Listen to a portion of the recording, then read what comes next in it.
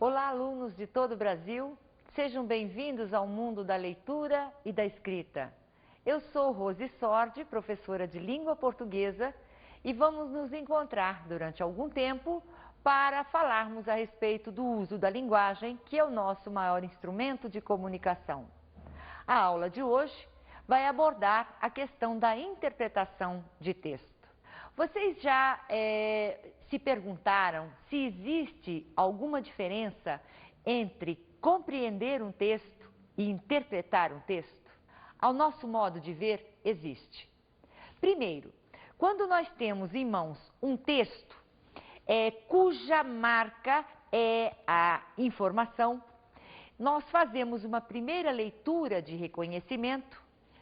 Se nós formos capazes de responder às questões de como, quando, onde e porquê, de imediato nós podemos dizer que compreendemos um texto. Interpretar um texto vai um pouco mais além. Interpretar um texto significa, entre outros aspectos, buscar as possíveis intenções do narrador. Veja bem, as possíveis intenções do narrador não significa adivinhar essas intenções. Assim, interpretar um texto é buscar nas entrelinhas desse texto as plurissignificações da linguagem. O que quer dizer linguagem plurissignificativa? A linguagem plurissignificativa acontece no texto literário, uma vez que as palavras nesse texto, nesse tipo de texto, são empregadas no sentido conotativo da linguagem, ou seja, no sentido figurado da linguagem.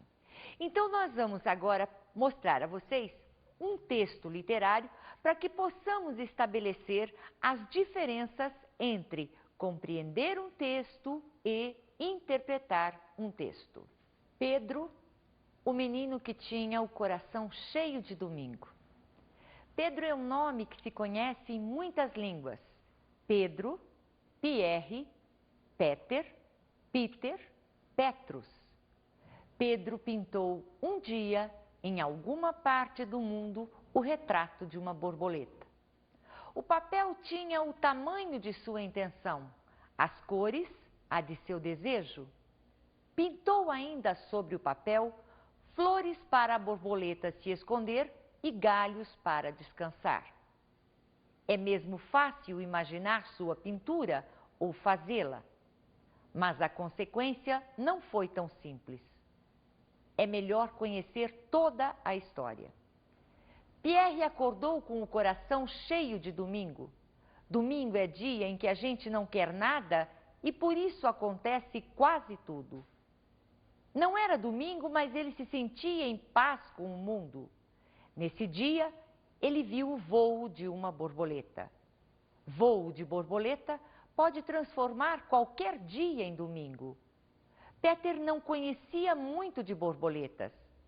Borboleta é mesmo um inseto de que a gente gosta muito e conhece pouco.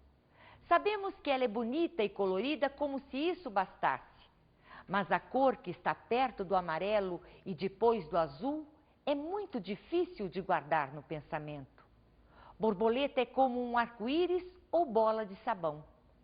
O máximo que sabemos é que tem muita cor. Se você conhece em algum lugar um menino chamado Pedro ou nome semelhante, peça que ele lhe fale sobre borboletas. Vocês poderão tornar-se amigos através das coisas que ele sabe sobre elas.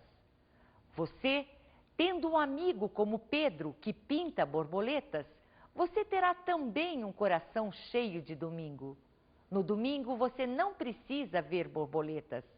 Basta ter o voo delas na lembrança ou fazer bolas de sabão. Arco-íris também serve. Você pode perceber pela leitura do texto Pedro que há dois aspectos que nos chamam a atenção à primeira vista.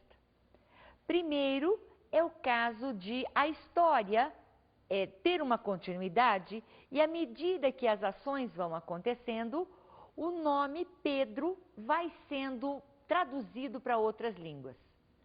O outro fato que chama a atenção é a palavra borboleta, que é uma palavra forte dentro do texto. Muito bem, eu vou contar para vocês uma experiência pessoal que aconteceu comigo em relação a esse texto no momento em que eu o estava selecionando para esta nossa aula. A primeira leitura que eu fiz do texto Pedro, pensei comigo, o autor deve ter traduzido o nome Pedro para várias línguas para fazer uma associação com a metamorfose, porque passa a borboleta, já que para chegar à borboleta ela passa por uma série de etapas. Eu fiz uma leitura rápida e o que me ocorreu imediatamente foi essa ideia. Ou seja, a de que o escritor estava traduzindo o nome Pedro para várias línguas para fazer uma associação com a metamorfose pela qual passa a borboleta.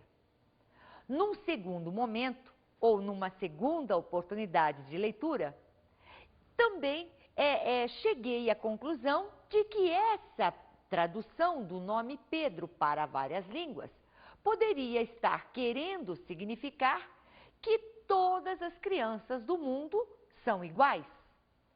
Todas as crianças do mundo têm o mesmo coração, têm o mesmo interior.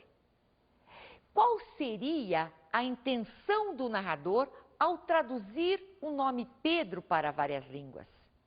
Isso é interpretar. É evidentemente que interpretar não implica adivinhar as intenções de quem escreve o texto, mas chegar a aproximações de suas possíveis intenções. Interpretar um texto, então, significa buscar nas entrelinhas as possíveis intenções de quem escreveu o texto. Assim, é preciso entender que um texto literário, justamente por ter como marcas principais as palavras empregadas no sentido conotativo, é um caminho de mão dupla. Ou seja, quanto mais rica for a linguagem literária, maior é o número de interpretações que se pode atribuir ao mesmo fato. E vocês podem me perguntar, mas sempre vai acontecer isso? Não. Como eu já disse, quanto maior for a riqueza da linguagem que se emprega no texto literário, é possível atribuirmos ao mesmo fato mais de uma significação. Porque nós interpretamos conforme as nossas vivências, conforme as nossas experiências, e inclusive conforme o conhecimento que temos a respeito de determinado assunto.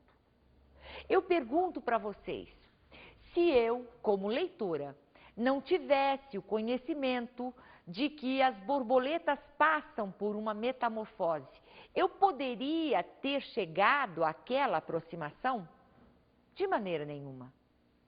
Então é preciso entender que a linguagem literária, por ter marcas que dão à linguagem um caráter de plurissignificação, ou seja, de mais de um sentido, é possível atribuir, às vezes, a um fato mais de uma interpretação. Diferente do texto informativo, que por ter como marca principal a palavra empregada no sentido denotativo, ou seja, no sentido real, no sentido em que nós encontramos no dicionário, ela só pode nos levar às perguntas normais que podem ser feitas a um texto que tem como objetivo trazer-nos a informação. Ou seja, as perguntas o que, como, quando, onde e porquê, sobretudo. Quando eu disse que nós podemos interpretar um texto conforme as nossas vivências e conforme as nossas experiências, essa questão fica muito clara quando nós percebemos no texto aquele trecho em que diz que Pierre acordou com o coração cheio de domingo. É possível que para o senso comum, ou seja, para a maioria dos leitores, acordar com o coração cheio de domingo significa acordar em paz, acordar feliz, acordar em calmaria, uma vez que domingo, para a maioria das pessoas, sugere esse estado de espírito. Agora vamos imaginar que o domingo, para determinado leitor, signifique um domingo, um dia exaustivo de trabalho, que o domingo o remeta a uma lembrança muito infeliz. Esse leitor poderia entender que acordar com o coração cheio de domingo pudesse estar relacionado com palavras como paz, como calmaria, como descanso, como alegria? Evidentemente que nós podemos chegar à conclusão de que esse leitor daria ao coração cheio de domingo um outro significado. Isso é interpretar conforme a experiência e conforme a vivência do leitor. Significa também que eu posso dar ao texto o caminho que eu quiser? É evidente que o texto, na maioria das vezes, sugere, deixa pistas para o senso comum. Mas nada impede que determinadas colocações, que determinadas imagens colocadas pelo narrador possam ser lidas com outra dimensão, ou que possamos dar a essas imagens um caminho de mão dupla, ou seja, dar mais ou atribuir mais de um significado à mesma imagem fornecida pelo narrador. Agora nós vamos ouvir a leitura de um texto do poeta brasileiro Ferreira Goulart, e eu gostaria de chamar a atenção de vocês para que observassem atentamente como o poeta faz a organização das palavras, chamar a atenção de vocês para como o poeta coloca algumas palavras do seu poema, e depois da leitura nós voltaremos a fazer novos comentários. Não há vagas. O preço do feijão não cabe no poema. O preço do arroz não cabe no poema. Não cabem no poema o gás, a luz, o telefone, a sonegação do leite, da carne, do açúcar, do pão. O funcionário público não cabe no poema com seu salário de fome, sua vida fechada em arquivos. Como não cabe no poema o operário que esmerilha seu dia de aço e carvão nas oficinas escuras. Porque o poema, senhores, está fechado. Não há vagas. Só cabe no poema o homem sem estômago, a mulher de nuvens, a fruta sem preço. O poema, senhores, não fede nem cheira. Vocês gostaram do poema? Perceberam como o poeta Ferreira Goulart organizou as palavras? Como o poeta atribuiu novos sentidos ao verbo caber, por exemplo? Por que essas coisas não cabem no poema? Nós não vamos saber jamais. Mas essa não é a função do leitor.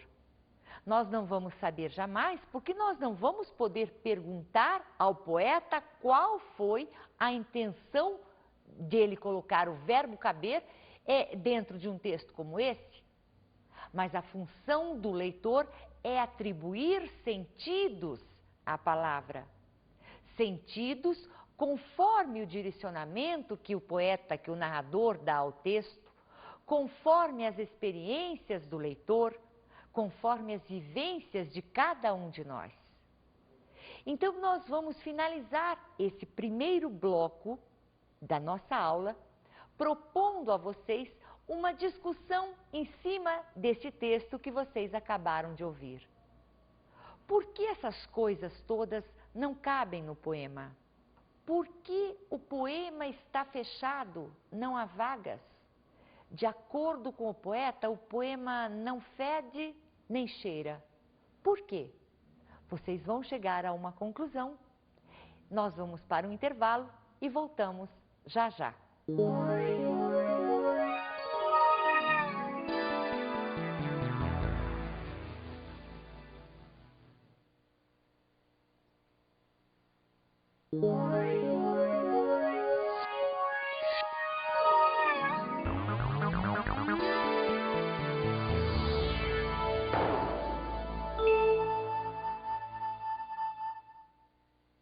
Na segunda etapa da nossa aula de hoje, nós vamos começar com alguns conhecimentos gramaticais. O primeiro assunto desta relação de conhecimentos diz respeito ao conhecimento de letra e fonema. Mas antes de falarmos neste assunto propriamente dito, nós vamos primeiro entender o que é gramática e por que é importante conhecermos algumas regras gramaticais. Gramática, então, pode-se dizer que é a ciência que norteia a norma culta da linguagem. E a gramática nasceu da observação dos usos dessa linguagem, como forma de uniformizar o seu emprego. Depois disso, é importante também que saibamos esclarecer, que saibamos nos posicionar no sentido de definir, de uma certa forma, o que é uma língua. Língua é um código de que o homem se utiliza para poder se comunicar de forma oral ou escrita. Língua, então, é um fenômeno social que está à disposição dos seus usuários, ou seja, de todos nós que fazemos uso da linguagem. Basicamente, podemos dizer que existem duas modalidades de língua: a língua culta e a língua popular. A língua culta se manifesta quando o seu usuário emprega essa modalidade de linguagem observando as normas estabelecidas em nossas gramáticas. A língua popular é a variante da língua em que não se observa preocupação com as normas estabelecidas pela gramática. Nós podemos fazer uso dessas duas formas de linguagem. Basta que saibamos fazer as adequações devidas, ou seja, empregar uma e outra forma no momento exato, de acordo com as circunstâncias. Nós podemos usar a língua popular em momentos de intimidade, ou seja, com nossos familiares, com nossos amigos, em momentos de descontração. A língua culta nós vamos usar quando desejarmos dar ao nosso interlocutor ou mostrar a ele o nosso potencial intelectual, por exemplo, a nossa escolaridade. A língua popular, então, é uma forma de linguagem que nós dominamos. Dessa forma, é preciso que nós assimilemos algumas regras estabelecidas pela gramática da língua culta, a fim de que possamos ampliar as nossas possibilidades de comunicação. Desse modo, nós vamos hoje iniciar com letra e fonema.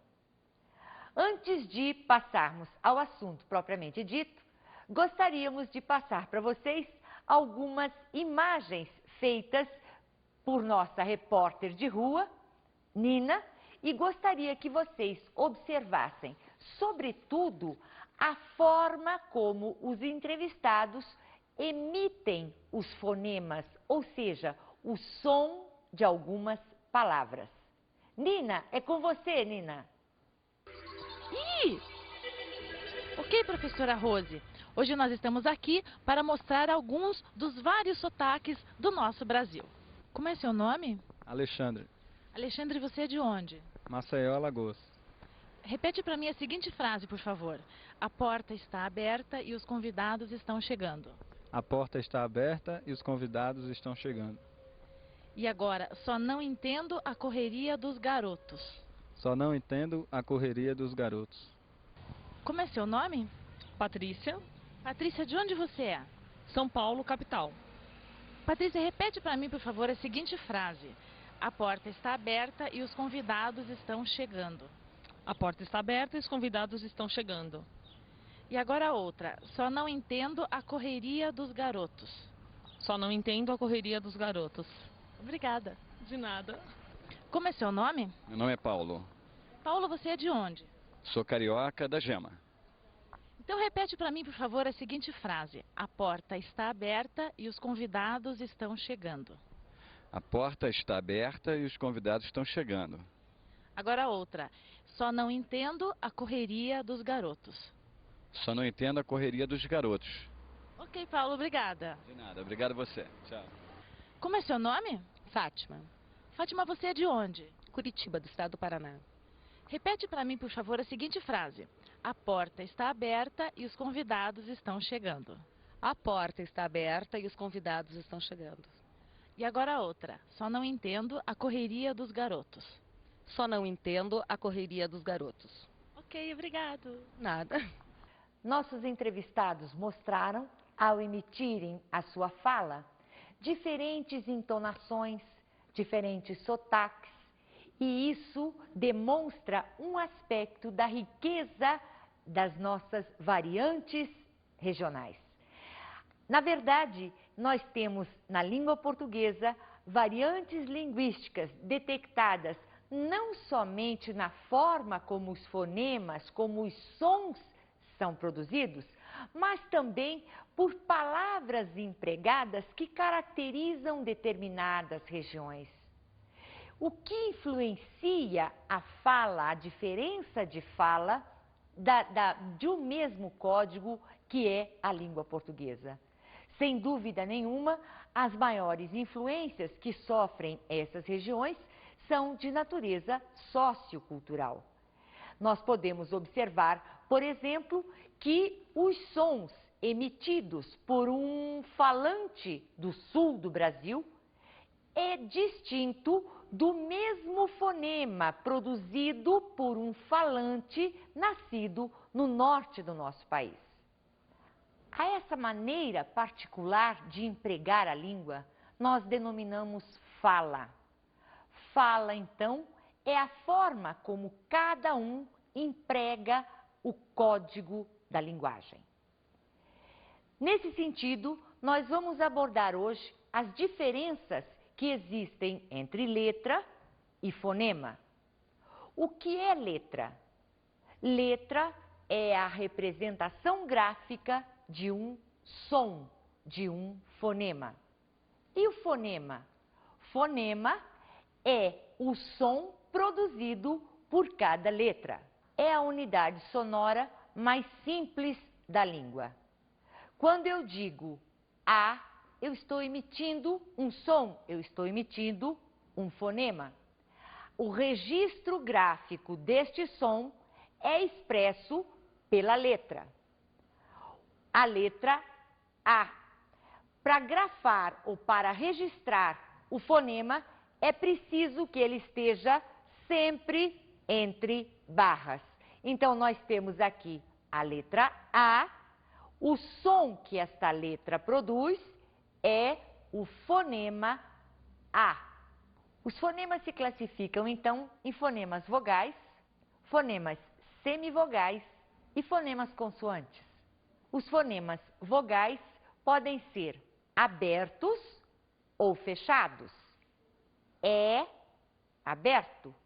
E fechado. O aberto. O fechado. Os fonemas vogais também podem ser orais ou nasais. A, oral. An, nasal. Podem ser tônicos ou átonos. Caí. O I foi pronunciado com bastante intensidade. Temos aí uma vogal tônica. Quando dizemos, por exemplo, cai, esse mesmo I agora é pronunciado de uma forma menos intensa. Temos aí uma vogal átona. Por que é que os fonemas são chamados de fonemas vogais? Porque eles são produzidos sem obstáculo à passagem de ar. A, E, I, O e U. Os fonemas semivogais são fonemas pronunciados com menor intensidade. Nós podemos dizer que os fonemas semivogais vão estar sempre ao lado de um fonema vogal. Vamos observar aqui na palavra boi. Vamos observar que nós temos aqui um O, fonema vogal, ou seja, pronunciado com maior intensidade, e o I, poderemos dizer que é um fonema semivogal pronunciado com menor intensidade. Vamos ver agora o que são fonemas consoantes. Fonemas consoantes são aqueles sons que, para serem produzidos, encontram obstáculo na passagem do ar. Ao emitirmos o fonema B, observem que nós encostamos os lábios para que este fonema seja emitido. Este é o obstáculo encontrado na produção do fonema. Vamos observar também que os fonemas vogais constituem a base da sílaba, ou seja, não há sílaba sem um fonema vogal. Vamos ver agora o que nós podemos chamar de encontros vocálicos. Nós temos 3 tipos de encontro de vogais. Ao primeiro deles nós vamos chamar de ditongo. O que é um ditongo? Ditongo é o encontro de uma vogal mais uma semivogal na mesma sílaba. Quando pronunciamos a palavra pai, por exemplo, encontramos na mesma sílaba o fonema vogal A mais o fonema semivogal I. A esse encontro nós vamos chamar de ditongo. O ditongo não pode ficar separado, ou seja, não há possibilidade de separarmos a vogal da semivogal. Outro tipo de encontro vocálico é o tritongo. Como o nome já diz, nós vamos encontrar na mesma sílaba uma semivogal, mais uma vogal, mais uma semivogal. O tritongo também não pode se separar. Observem, por exemplo, quando falamos a palavra Paraguai. Observem a última sílaba, guai. Vejam vocês que o U constitui uma semivogal, o A numa vogal, que é o som pronunciado com maior intensidade, e o I, uma outra semivogal. O esquema do tritongo será sempre o mesmo. Na mesma sílaba, nós vamos encontrar uma semivogal, mais uma vogal, mais uma semivogal. Outro encontro de vogais, nós temos possibilidade de encontrar no hiato. O que é um hiato?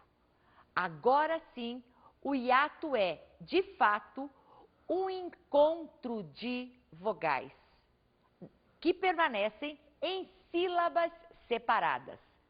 Vamos observar, por exemplo, quando eu pronuncio a palavra saída.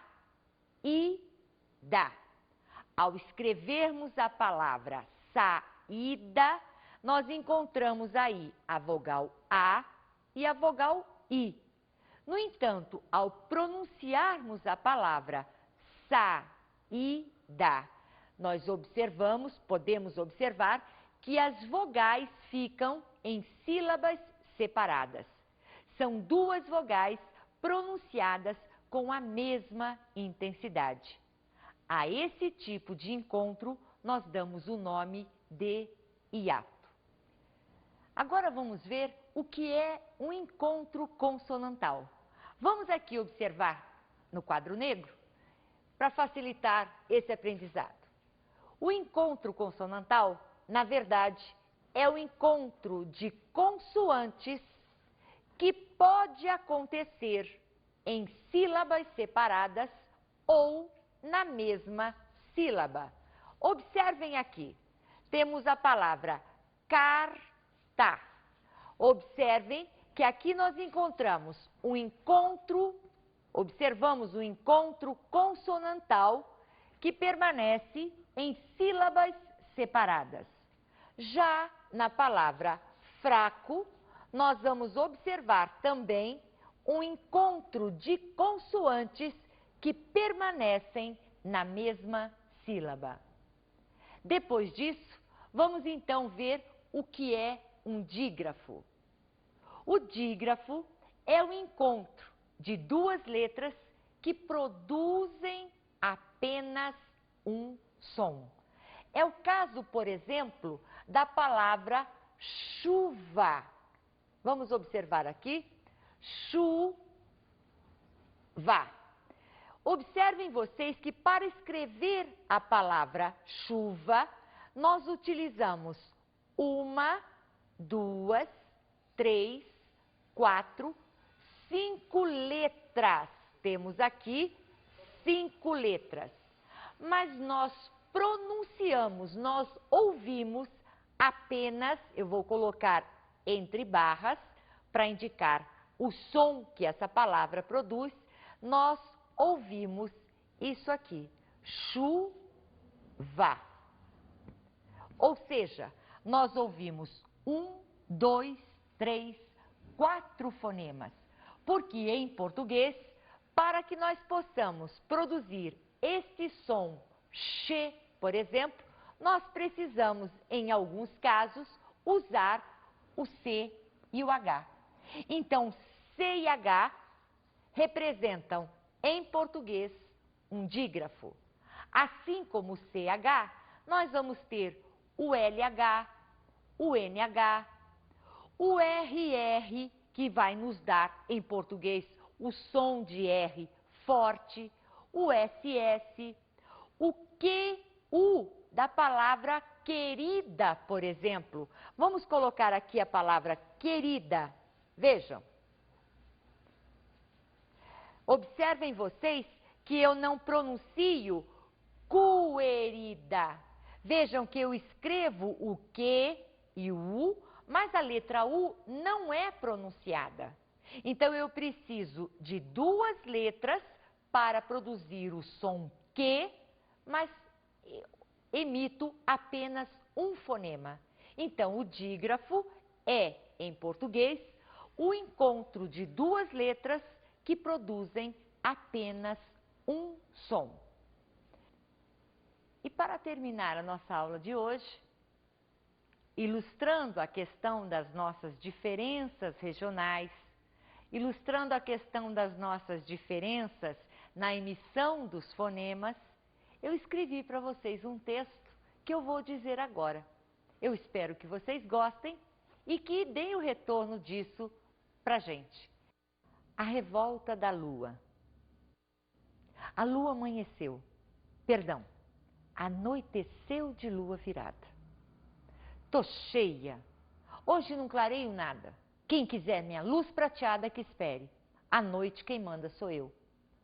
Mas não é quando está cheia que você mais clareia? Disse em tom provocante uma voz não identificada. Em seguida ouviu-se um estrondo de trovão. Uma estrelinha garantiu que quando isso acontece é porque a lua soltou um palavrão. Minha amiga, por que está tão irritada? Você já pensou em quantas garotas apaixonadas vai deixar na mão? Que papelão! Isso não se faz. Olha aqui, meu amor, lua também fica de mau humor. Ouça o que lhe digo, continuou a estrela. A sua fase minguante só pode ser castigo. Aos poucos, toda a constelação estava apavorada. Como vamos fazer? Sem lua não vamos brilhar? Tchê, que barbaridade! Falou uma estrela do sul. Nunca vi tanta irresponsabilidade, guria, isto é demais. Uma outra estrelinha que costuma brilhar em Minas Gerais disse: uai, por que será que ela não sai? Aí começou a maior confusão, todas queriam dar a sua opinião. A estrela da Bahia apareceu de repente. Ó, gente, por que ela faz isso com a gente?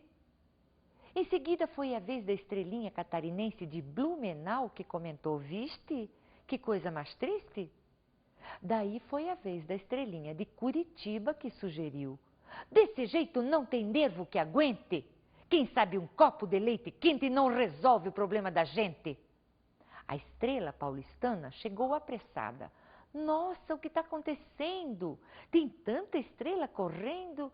A lua não quer sair? Bem, para mim não faz diferença, porque aqui em São Paulo ela vive se escondendo mesmo.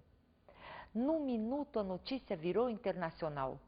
Uma estrela portuguesa que estava a passeio no Brasil não se conteve. Raios, que imbecil! Esta porqueira não percebe a besteira que está a fazer. A estrela do Rio de Janeiro apenas murmurou. Sujou. Já sentindo tontura de tão nervosa, uma estrela que gostava de ler deu seu parecer. Vai ser uma grande perda para a literatura. Como assim? Perguntou alguém. Claro, lua não é só luar, mas também fantasia. Se ela não sai, hoje certamente não haverá poesia. Isso é papo furado, disse a lua furiosa. Há muito tempo deixei de ser dos namorados. Não faço falta desde que fui invadida pelo astronauta.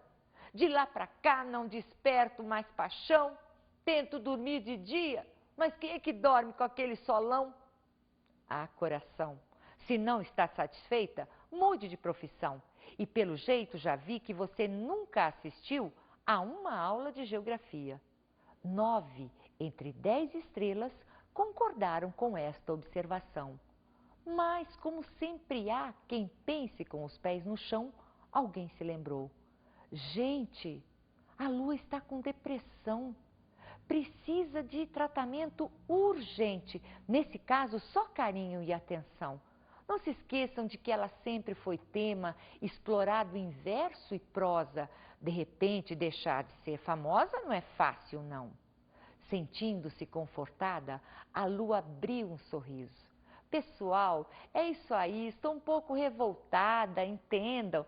Sempre fui muito paparicada. Gostaria apenas de voltar a ser mais valorizada. Mas vou dar um jeito na situação. Assim aconteceu.